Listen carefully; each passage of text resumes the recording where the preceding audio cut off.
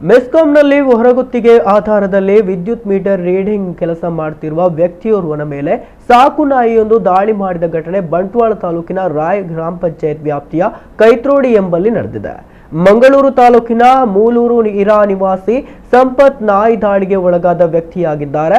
ಸಂಪತ್ ಅವರ ಬಲಕೈ ಹಾಗೂ ಕಾಲಿಗೆ ತೀವ್ರ ಸ್ವರೂಪದ ಗಾಯಗಳಾಗಿದ್ದು ಮಂಗಳೂರಿನ ಖಾಸಗಿ ಆಸ್ಪತ್ರೆಗೆ ದಾಖಲಿಸಿ ಶಸ್ತ್ರಚಿಕಿತ್ಸೆ ನಡೆಸಲಾಗಿದೆ. ಪ್ರಾಣಾಪಾಯದಿಂದ ಪಾರಾಗಿದ್ದಾರೆ.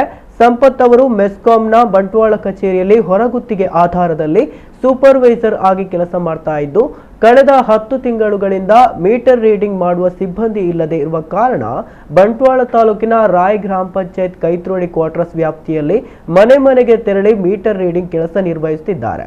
ಫೆಬ್ರವರಿ 16ರಂದು ಸೋಮವಾರ ಬೆಳಗ್ಗೆ 10 ಗಂಟೆಗೆ ಸುಮಾರಿಗೆ ರಾಯಿ ಕೈತ್ರೋಡಿ ಎಂಬಲ್ಲಿ ಮನೆಯೊಂದರ ಮೀಟರ್ ರೀಡಿಂಗ್ ಮಾಡಿ ಮುಖ್ಯ ರಸ್ತೆಯಲ್ಲಿ ನಡೆದುಕೊಂಡು ಬೈಕ್ನ ಬಳಿ ತೆರಳುತ್ತಾ ಇದ್ದಂತೆ ಮನೆಯಂಗಳದಲ್ಲಿದ್ದ ನಾಯಿಯೊಂದು ಸಂಕೋಲೆಯನ್ನು ತುಂಡರಿಸಿ ಬಂದು ದಾಳಿ ಮಾಡಿದೆ.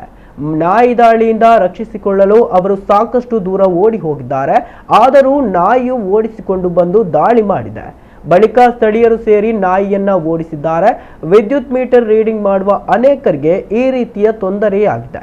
ಇಂತಹ ಘಟನೆಗಳಾದಾಗ ಮೆಸ್ಕಾಂ ಇಲಾಖೆ ಯಾವುದೇ ಕ್ರಮವನ್ನು ಕೈಗೊಳ್ಳದೆ ಇರುವುದೇ ಘಟನೆಗಳು ಪುನರಾವರ್ತನೆಯಾಗಲು ಅವಕಾಶ ನೀಡಿದಂತಾಗಿದೆ ಎಂದು ಸಂಪತ್ ಅವರು ಬೇಸರ ವ್ಯಕ್ತಪಡಿಸಿದ್ದಾರೆ.